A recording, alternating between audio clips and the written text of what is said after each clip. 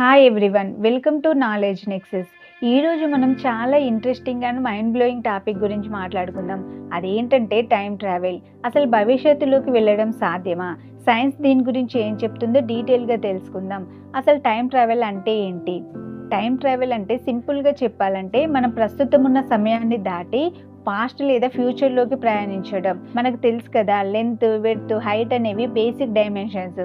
అయితే సైంటిస్టులు ఈ మూడింటితో పాటు టైంను కూడా 4వ కొలతగా భావిస్తున్నారు. దీన్ని వాళ్ళు స్పేస్ టైం అని పిలుస్తారు. ఈ టైం ట్రావెల్ ఐడియా మనుషుల ఊహల్లో, కథల్లో, నవల్లో, సైన్స్ ఫిక్షన్ సినిమాల్లో ఎప్పటి నుంచో ఉంది. Interstellar, back to the future, tenant, Avengers, end game లాంటి మూవీస్లో టైం ట్రావెల్ గురించి అద్భుతంగా చూపించారు. అయితే ఇది ఇప్పటి వరకు ఒక థియరీగానే ఉన్నా ఫ్యూచర్లో అసాధ్యం కాదని సైన్స్ ఎక్స్పర్ట్స్ అంటున్నారు. దీని వెనుక Einstein theory of relativity, worm hole, black hole లాంటి కొన్ని సైంటిఫిక్ ఐడియాస్ కూడా ఉన్నాయి. ఈ వీడియోలో మనం టైం ట్రావెల్, టైం రిలేషన్ అంటే ఏంటి, టైం ట్రావెల్ శాస్త్ర ప్రకారంగా సాధ్యమేనా, నిజంగా టైం ట్రావెల్ జరిగిందా, బ్లాక్ హోల్స్ టైం మిషన్లా పనిచేస్తాయా, అసలు టైం మిషన్ తయారు చేయగలమా, ఇలాంటి క్వశ్చన్స్కి ఆన్సర్ తెలుసుకుందాం. వీడియో చివరి వరకు చూడండి, ఫుల్ క్లారిటీ వస్తుంది.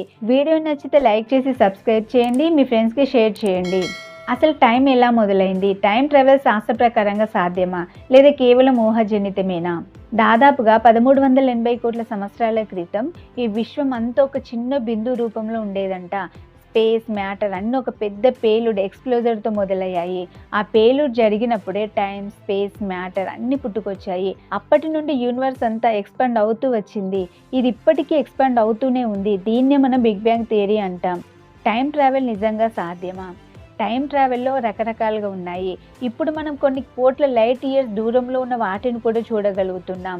James Webb telescope 450 crores light years దూరంలో ఉండే విశ్వాన్ని ఇమేజ్ తీసింది. అంటే 450 కోట్ల సంవత్సరాల క్రితం ఆ లైట్ బయలుదేరి ఇప్పుడు భూమిని చేరింది. సో ఇప్పుడు మనం 450 crores ఇయర్స్ వెనుక ఉన్న యూనివర్స్ని చూస్తున్నాం. అంటే మనం టైం ట్రావెల్ చేసినట్టే కదా. కాకపోతే మనం దాన్ని అందుకుంటామా, దాని దగ్గరికి పోతామా, అక్కడ ఉంటామా అనేది అసలు క్వశ్చన్.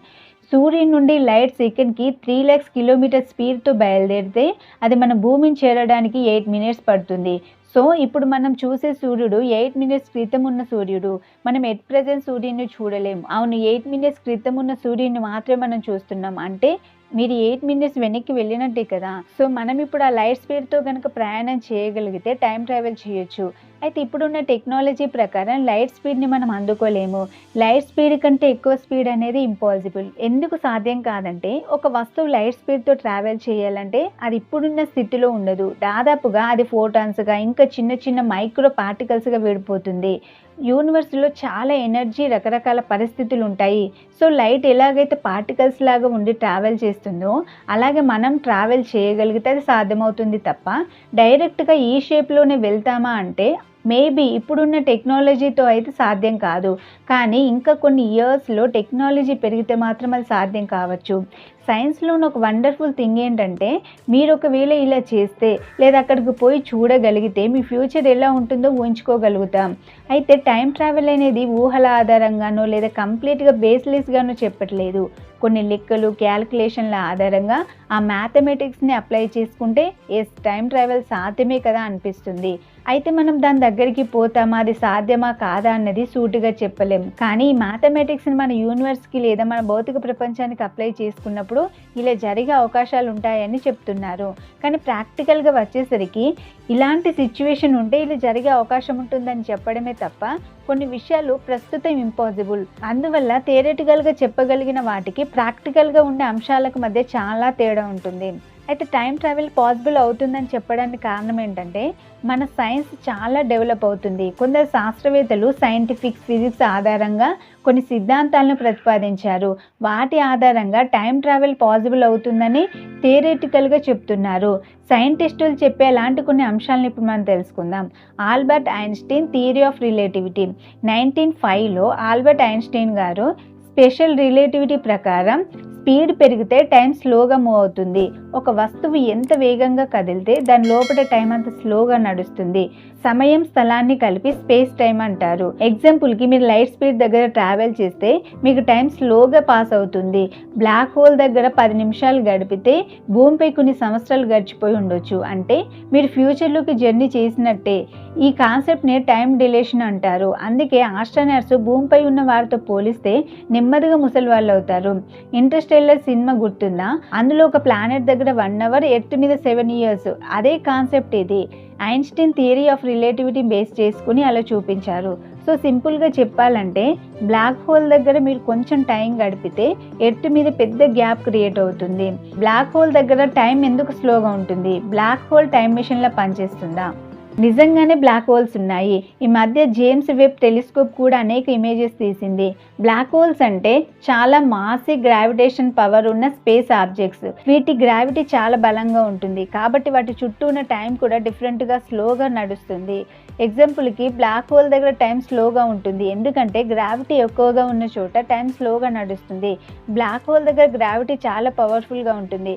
అది స్పేస్ టైంను బెండ్ చేస్తుంది. అందువల్ల టైంను మర్చి ఒక చోటు నుండి మరో చోటికి ట్రావెల్ చేయొచ్చు. అంటే థియరిటికల్గా మనం టైంలో ట్రావెల్ కూడా చేయొచ్చు. వామ్ హోల్ థియరీ. వామ్ హోల్ అంటే సింపుల్గా చెప్పాలంటే ఇది 2 దూరమైన స్పేస్ టైం పాయింట్లను ఒక పాయింట్ నుంచి ఇంకో పాయింట్కి వెళ్ళడానికి కనెక్ట్ చేసే ఒక చిన్న సీక్రెట్ టన్నెల్ లాంటిది. దీన్ని మనం షార్ట్ కట్ బ్రిడ్జ్ అని కూడా అనొచ్చు. వామ్ హోల్ అనే కాన్సెప్ట్ కూడా ఇప్పటి వరకు ఒక ఊహాజనితమైన ఇమాజినరీ థియరిటికల్ ఐడియా లాంటిదే.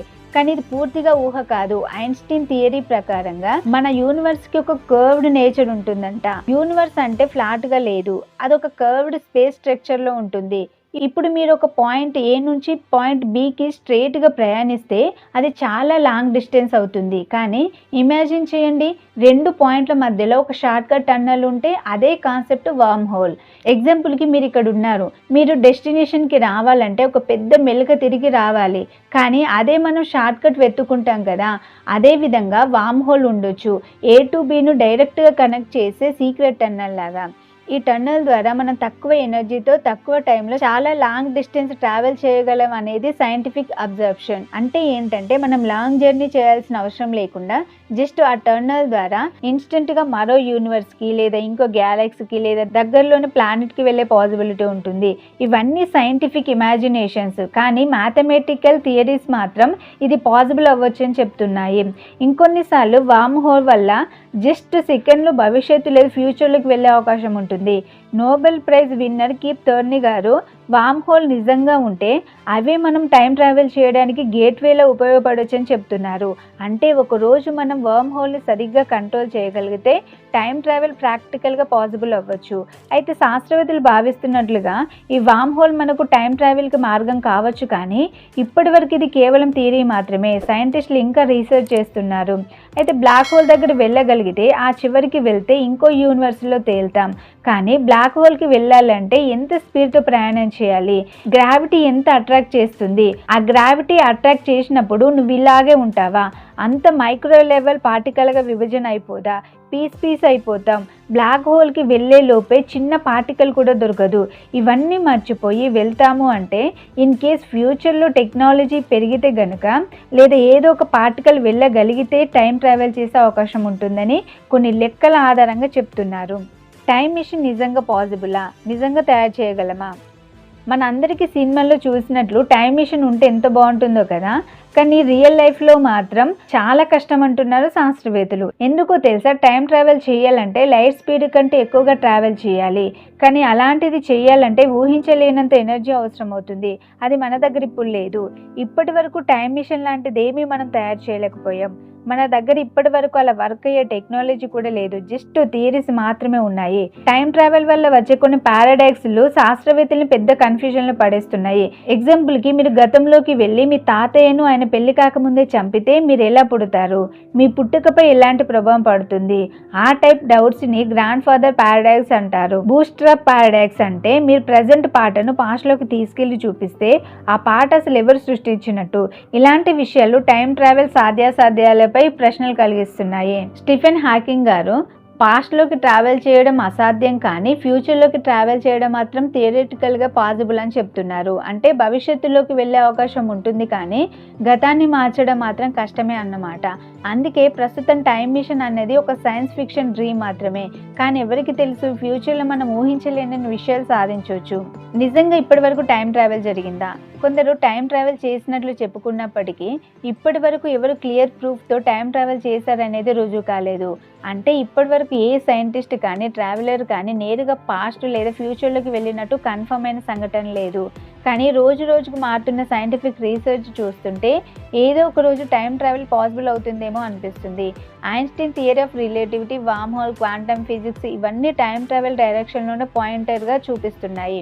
సో ఇప్పటివరకు అది ఫిక్షన్ లాగా ఉన్నా ఫ్యూచర్‌లో ఫ్యాక్ట్ అయ్యే ఛాన్స్ ఉంది. కానీ అది ఇంకా చాలా లాంగ్ జర్నీ. మన సైంటిస్టులు ఈ విషయం మీద ఇంకా డీప్ రీసెర్చ్ చేస్తున్నారు. మనకు కూడా ఒక రియలైజేషన్ ఉండాలి. టెక్నాలజీ ఇంపార్టెన్స్ మన జీవితంలో ఎంత పెరిగిందో, సైన్స్ అంటే కళ్ళు మూసుకొని బిలీవ్ చేయడం కాదు, కొత్త విషయాలపై డౌట్ పడడం, క్వశ్చన్ చేయడం, తెలుసుకోవడం. అందుకే మనందరం సత్యాన్వేషకులుగా మారాలి. సైన్స్ కూడా అదే చెప్తుంది. Questioning everything, exploring everything. ఈ వీడియో మీకు యూస్ఫుల్గా ఉంటే లైక్ అండ్ షేర్ చేయండి. ఏమైనా డౌట్స్ ఉంటే కామెంట్ చేయండి. మరిన్ని వీడియోస్ కోసం మా ఛానల్ సబ్స్క్రైబ్ చేయడం మర్చిపోకండి. Thanks for watching.